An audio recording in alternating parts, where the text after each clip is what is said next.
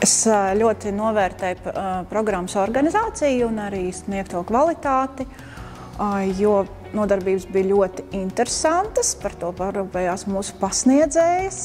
Mums bija iespēja piedalīties diskusijās, pildīt testiņus online, un ļoti liels plus bija tas, ka mūsu kolēģis, kurš strādā psihiatrijas jomā, viņas arī stāstīja par saviem piemēriem no prakses, un tas dažādoja šo te programmu.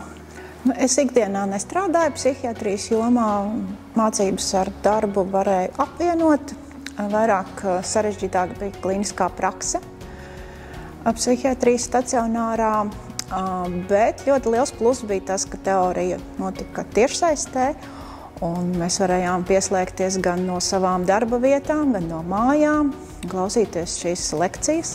Es noteikti ieteiktu šo programmu apgūt arī citām ārstniecības personām, jo šī programma ir ļoti kvalitatīva, un mēs jau nav tā, ka ārstniecības persona ir tikai tad, kad viņa strādā savā darba vietā, piemēram, māsas, viņas ikdienā arī līdzcilvēki uztver kā konsultantu, un māsas pienākums ir arī pievērst sabiedrības uzmanību, arī pamanīt dažādas psihiatrijas lietas ikdienā un palīdzēt šim cilvēkam nokļūt pie speciālista. Man šī jau ir 3.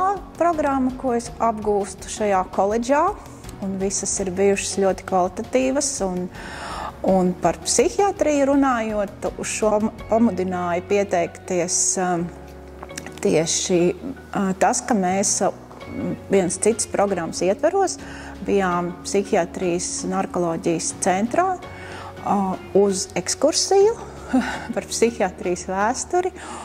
Un tas man arī ieinteresēja tā vairāk pievērsties tieši šai jomai.